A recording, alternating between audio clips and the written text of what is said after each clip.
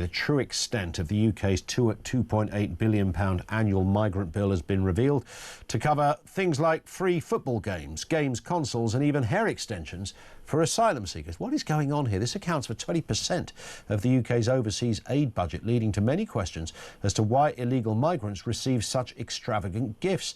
Let's speak to Sun columnist Ross Clark, who's with us. Always good to have you on, Ross. Good afternoon. Good afternoon. Hi. Nice to have you here.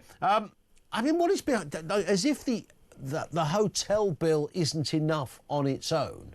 I mean, this is eye-watering. You know, we're talking millions of pounds every day to house people, and now, as they've run out of standard hotels, in ever more opulent hotels, which is a factor in this because it just sort of gives the starkest reminder of, you know, a fairly unequal situation where if you row illegally across the channel in a boat, you get put up in a four-star hotel. If you've worked all your life and you need a little bit of help from the state, the answer might be no. Something's gone terribly wrong. On top of all of that, we've got the freebie problem as well.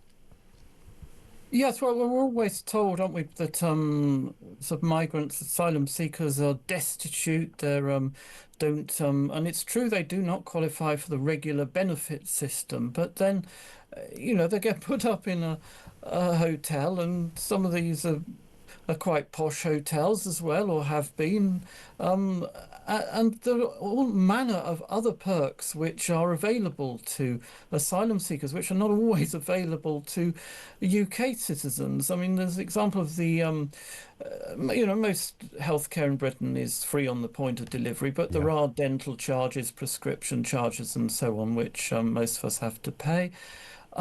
But, you know, if you're an asylum seeker, you get given something called an HC2 certificate, That's which the one, yeah, qualifies you for all that kind of stuff, dentists, prescriptions, all free of charge. Not only that, but you're allowed to claim the cost of travel to go to a hospital or a surgery or so on.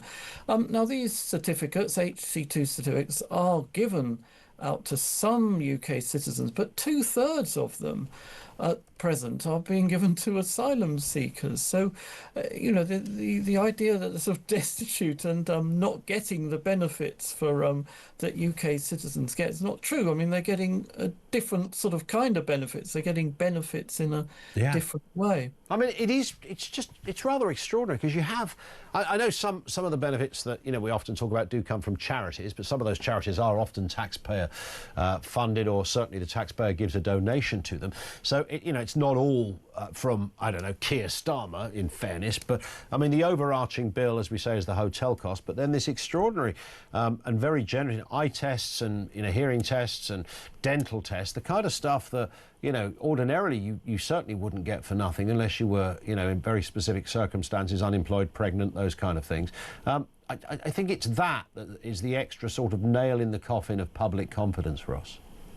Yes, but the most remarkable thing, and this has attracted very, very little comment, is that there are 80 universities in Britain which are offering free courses, free degrees, to waive the, you know, normal tuition fees for their degrees for asylum seekers.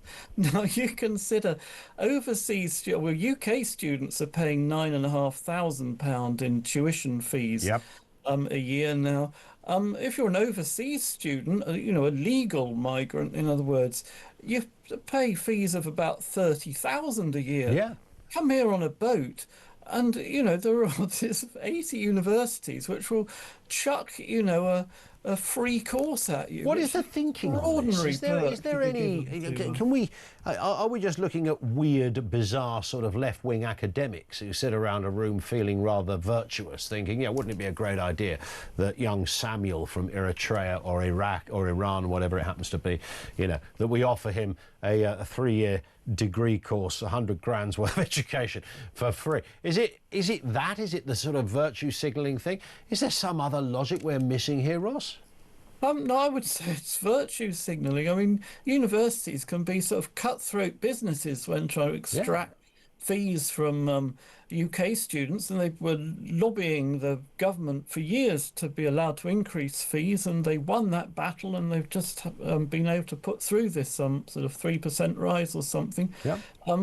But then, yeah, when it comes to asylum seekers, they seem to have this idea, it's going to make them look good, it's going to signal their virtue, and so on. It becomes a sort of totally different thing. But you think of the incentive structure. I mean, imagine you're an overseas student thinking, well, maybe British education, a degree from a British university would do me good. I mean, do you go down the legal route and say, well, I'll pay £30,000 a year? Or do you jump in a boat, cross over to Calais, claim asylum, and then apply for one of these free courses? I mean, it's extraordinary, sort of, the largesse which is being handed out to illegal migrants, which is not available to legal ones. Even discounted weddings are apparently available to some migrants.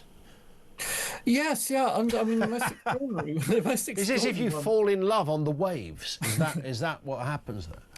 Yes, yeah, and we know the nature of these things. You wonder how many of those weddings will be genuine ones, or will be ones just aimed to get another migrant into the country. But I think most of the extraordinary one was Rotherham Council, which is offering asylum seekers cut-priced, and I'm not joking about this, cut-priced dinghy hire.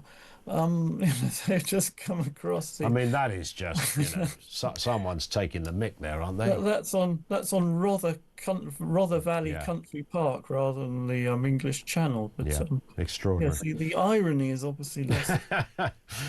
Ross, thank you as ever. Ross Clark, always good to talk. Wrote a great piece about this today. The football tickets, the free weddings, and the cut-price dinghy hire. Can't make it up. You might just think they would go the optics of it all. The government knows there's a huge problem in this area and people are really not happy, and we've got a lot going on with these hotels, and even if we were to be able to satisfy ourselves that every single person in that hotel is a law-abiding citizen who just wants a job and a new life, let's assume that for 1 second, that still would not make it okay for this to be the list that you could read out. I mean, the medical and the dental stuff is extraordinary.